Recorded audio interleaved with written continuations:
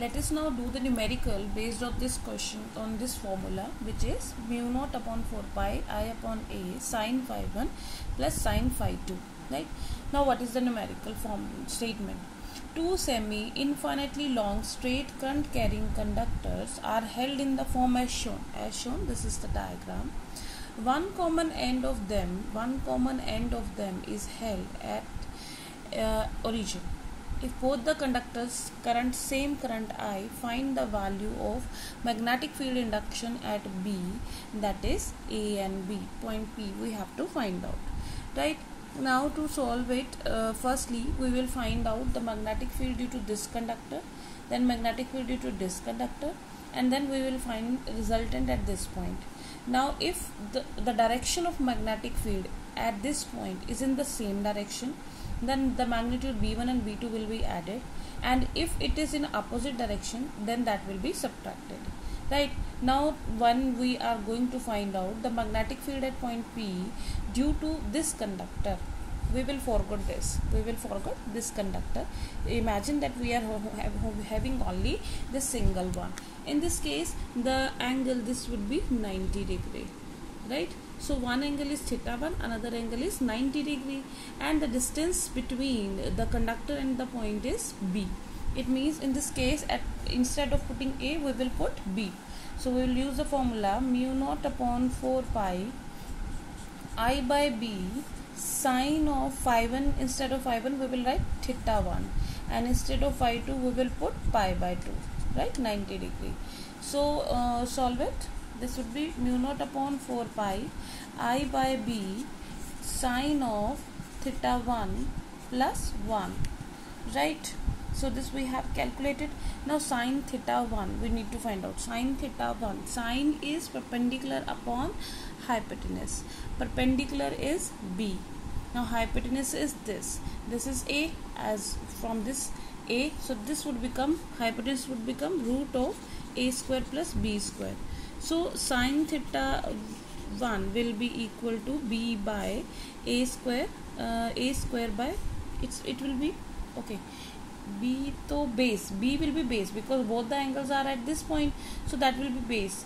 Perpendicular will be this one, this is A according to this, so here will be A. So this is A upon root of A square plus B square. So putting this value, mu naught upon 4 pi I by B A by root of A square plus B square plus 1. Now what about the direction? Now you can see, if I forgot this and if I focus only this conductor, and if I am viewing from this side, so this point P is lying to the right of the conductor, right? And we know that when the point at which we need to find out the magnetic field is to the right of the conductor, the direction is inward. It means it is in the negative of Z direction. So we'll write here negative along negative Z direction. Right? Now applying the same Biot-Savart law for this conductor. Now we will forget this portion. We will focus only single one. This y-axis one. Right? In this case, again this angle is 90 degree and this angle is theta 2. This distance is A. So instead of A, we will put A only. Right? So here we will write B2. This was B1. This is B2. That is equal to mu naught upon 4 pi I by A sine of theta 2. Now we are having angle, this is theta 2. Theta 2 plus sine of pi by 2. Right? So solving it, mu naught upon 4 pi I by A sine of theta 2 plus 1.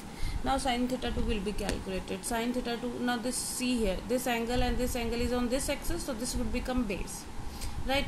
This would become perpendicular. The perpendicular is equal to B, perpendicular upon hypotenuse. So sine theta 2 is equal to B by root of A square plus B square. So putting this value, mu naught by 4 pi I by A, this becomes B by A square plus B square root plus 1. Right? Now what is the direction? It is clearly shown here, this conductor point P is lying to the right, so direction by right hand thumb rule will be it will be inward, that is again along the negative z direction. So we'll write here along negative z direction, right? Since both are along negative z direction, so resultant will be find out by adding 2. B is equal to b1 plus b2. Now we can put the value of b1 and b2 and we can solve it and get the value of magnitude of b, right? That we will do, you will do it yourself.